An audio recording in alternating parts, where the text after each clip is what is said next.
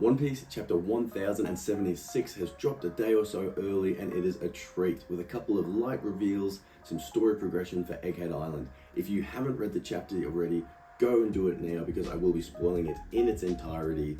I'll wait here.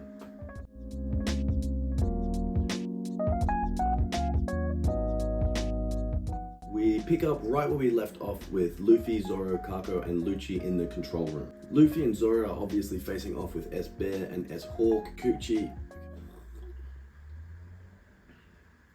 Luffy and Zoro are about to face off with S-Hawk and S-Bear. Kaku and Lucci are still in their restraints on the ground. We get a really funny exchange here with Kaku looking super cool, looking over his back shoulder and saying they promise that they'll put their restraints back on right away after they help them defeat the Seraphim.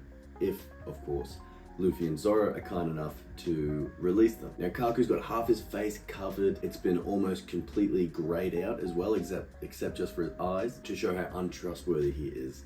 But Luffy is just like, yep, no worries. And Zoro has to really straighten him out. The only thing here is, doesn't Luffy have that sort of, sixth sense for people's actual intentions? So wouldn't his, spider sense sort of thing be telling him that Kaku has bad intentions for him, for real? Luffy decides to trust them and let them out of their cuffs, purely because he's not in the slightest way threatened by Lucci or Kako. With Zoro by his side, he knows these guys are no actual threat to him. I actually like this. I've seen a lot of people in the community saying this doesn't make any sense, it's kind of fan service having this sort of team up. So I agree with what a lot of people are saying at the moment, which is that it doesn't totally make sense for Luffy to trust Lucci and Kaku for anything at all, but it does make sense and it is in character for Luffy to matter-of-factly state, we're stronger than you know it, we know it, if you try and attack us, we're gonna mop the floor with you. That sounds exactly like Luffy. No boasting, no parading around, it's just him being matter-of-fact, being Luffy. Now the first light reveal we get in this chapter is S-Hawk's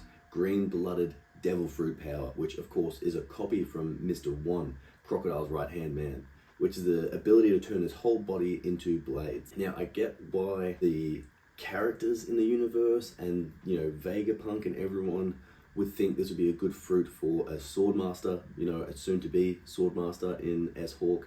However, for me, it's just kind of nothing. For instance, we see him do a huge slashing kick that he sends towards the guys as his leg becomes a blade. That's how it's revealed to us. However, we've seen the guys in this very room, the CP0 agents, send out Tempest kicks and the new upgraded Tempest kicks for years at this point, even without any devil fruit. Like I said, I get the connection and how the Jinbei Seraphim has the swim fruit, which goes along with him being a fishman and fishman karate, stronger in water, so if you can make the whole area around you act like water, it's going to be super helpful, and it's in character for Jinbei. S-Hawk being a swordmaster, if he can have his whole body being a sword, it does make sense. I don't understand what difference it's going to make for him using these, especially these ranged attacks. Mihawk was using his sword for ranged attacks back in Marineford. Zoro's been using his for ranged attacks for ages. I'm not a big fan at all, to be honest, of this sort of laser beams they started, including in around Wano. And how does this make S-Hawk any stronger in reality? Imagine this, S-Hawk and Kaku or Zoro or someone having a somewhat even sword fight. I know they're not on the same level. They're having a clash, and then the S-Hawk Seraphim turns his leg into a blade and has a sneak attack from another direction. Imagine that when Zoro's hands are busy up here trying to attack him, and he gets another blade coming up from the bottom. That sort of close range use of it will be really cool, but this is just kind of whatever. What's the difference between him just swinging a sword and sending a long-range attack to him? My next unfortunate gripe about this fight is the team-up attacks on the Pacifista. Luffy is in Gear 4th and Lucci in his hybrid form attacking Bear with some damn strong attacks, and there's not a scratch on him. We see impact speed marks but no actual damage. Surely a double team-up attack from these two guys is at least going to leave a mark. Then Zoro and Kaku using Purgatory Onigiri with Zoro's 3 swords, and Kaku's upgraded Tempest Kick, White Lightning, which looks really cool. It doesn't even rip his shirt or cut the Seraphim's body or anything. Come on, man. These Seraphim get sent flying, which in anime is the equivalent of basically nothing happening. We continue into the bowels of Egghead and find the missing agents of CP5, 7, and 8 are being kept captive with almost no food. They say we haven't had a decent meal in 2 months. They don't say they haven't been fed or given water. They say we haven't had a decent meal. Having said that, they look like they're on death's door. However, it seems like whoever's kidnapped them and, captured them didn't kill them, and they aren't allowing them to starve. A key bit of information that we are given by one of the agents is that 2 months ago, when they actually got caught, they were leaving the island. They had already been allowed onto the island. They'd done their investigation. It sounds like they didn't find anything. And then when they were leaving the island, the mecha sea beasts came up, attacked them, captured them, brought them back to the island, and then imprisoned them down in the bowels of the lab. These sea beasts.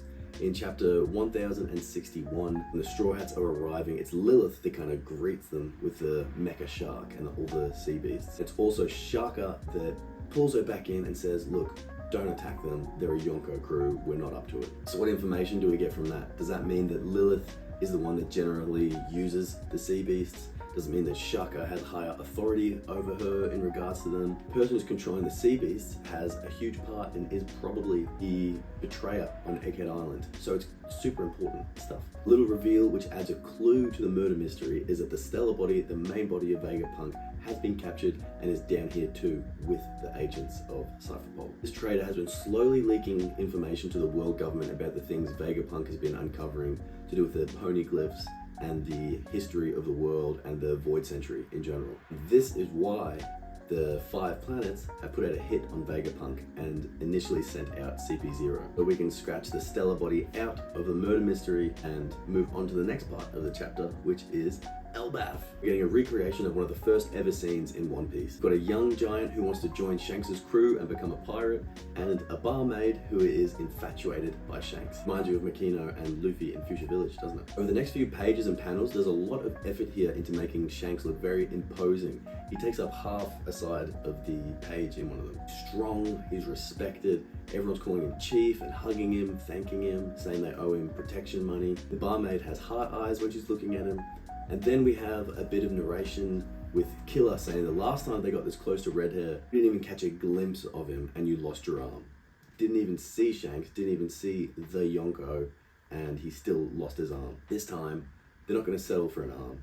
They'll take your life. Zooms in on Kid's face and he looks so confident and cocky. He says, only if I lose. Now, I do not in any way, shape or form see how Kid can ever defeat Shanks one-on-one. And I definitely don't see how his crew can defeat Shanks' crew and their reinforcements in this specific situation. Shanks has a bunch of ships sworn to him that are all big shots of the New World. He's got his entire crew with him, and he even asks Dory and Broggy, yes, Dory and Broggy, to come lend him a hand, no pun intended. And Beckman says to Shanks, the enemy is going to be pissed at you for keeping him waiting so long. Lucky Roo says something really interesting, which is, Beckman can't talk. Do you really think Shanks is the only one that they're going to be mad at? So it seems like Ben Beckman has some history, some personal history with Kid and the Kid Pirates as well.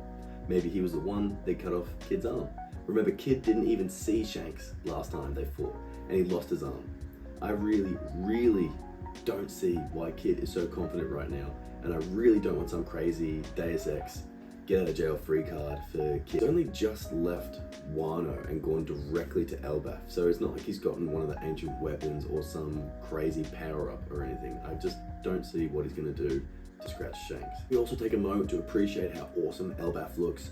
All the huge fruit that they're eating in the tavern, the grassy floors in the bar. Also, now we know where Shanks got his huge sake cup from, back when he was on Whitebeard's ship. So this chapter is setting up yet another conflict involving a Yonko. We're whittling down the chaff towards the murder mystery and eventually finding out who is the traitor, traitors, who are the infiltrators, and what the heck is going on in Egghead Island. The pace has been going non-stop since we got here. I think it's been 15 or 16 chapters at this point. We've covered so much ground. We've seen so many awesome characters, so many familiar faces from the past. It's been absolutely wild, and I'm loving it, even if I didn't necessarily like the start of this chapter. That's it for me. I will see you all next week. If you've made it this far through the video, please consider liking, leaving a comment, and maybe even subscribing to the channel. Thank you.